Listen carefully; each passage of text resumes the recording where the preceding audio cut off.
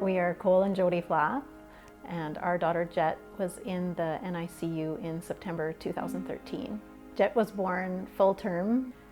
She was born not breathing and with no heart rate.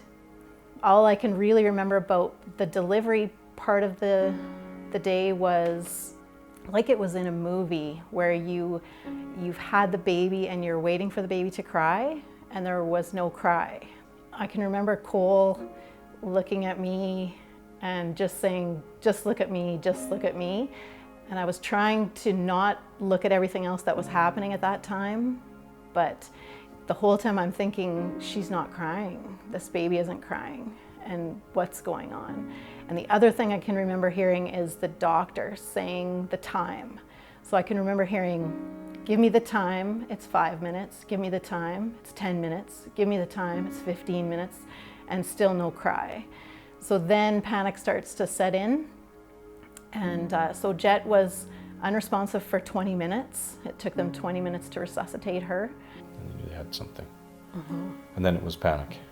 They had to get going with her and see what they had and see what they had to do. And that's the last thing I remember is them taking her away to the NICU.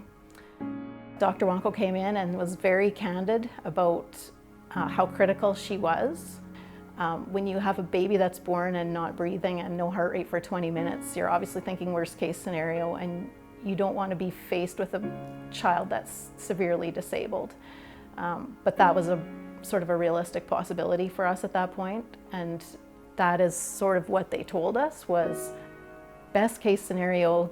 They were saying moderate to severe physical and mental disability for Jeht. So at that point, they wanted us to put that aside though and really just focus on, let's get her through the night, let's, kind of one step at a time. They decided that they would put her on a cooling blanket to slow everything right down, to minimize the damage to her brain because of the lack of oxygen. So for 3 days, she laid on a cooling blanket, naked, and she was cooled quite a bit to 32 degrees, I believe it was, which is quite cold. And normally you want your baby to be warm and in a nice snuggly blankie with some jammies on, and she just laid there in the wide open on this cold blanket. They decided they would try to warm her body back up, and they had to do that very slowly. And on day 6 was the first time she opened her eyes, and she did it in the middle of the night, actually. And the night nurse, the NICU nurse that night, had taken a photo of her with her eyes open.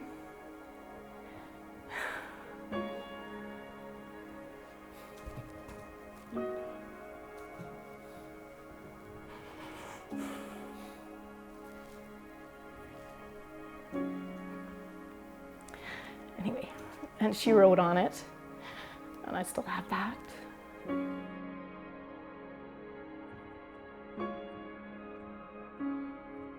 I was, of course, overly emotional about that, but that's just one example of how those nurses in there go above and beyond for you. I couldn't be there 24 hours a day. We have 3 other kids at home, and we live quite a distance from the city.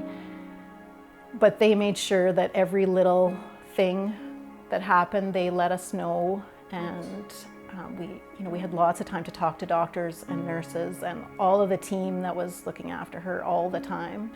And they weren't just looking after her, they were looking after us too. There was social workers, and the family liaison nurse was a really special person to us. We still keep in touch with her. The whole team just really kind of came together and rallied around her, especially once they were starting to warm her up, and she was showing signs that she was gonna make it through that first part.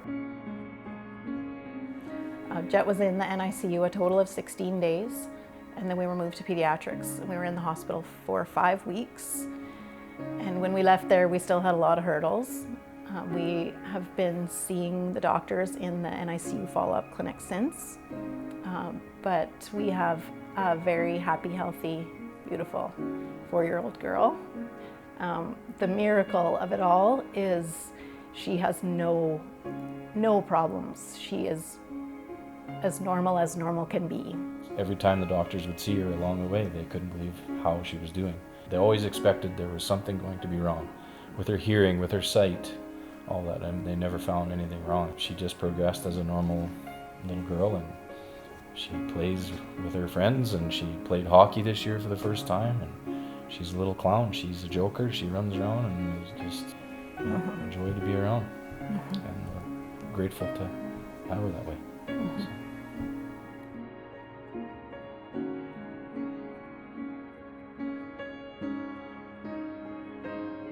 Without the technology and things that they have, they wouldn't be able to help.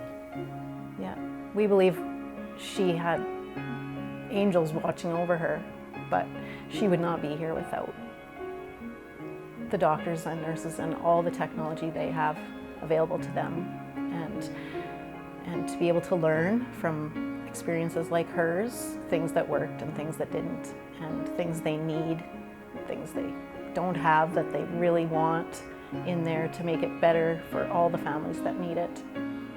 We encourage everybody to support this.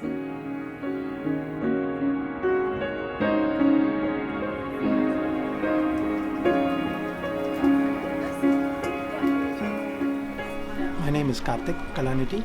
I'm one of the physicians here in RUH and ICU, and Bloom has been very supportive in providing NICU to our unit.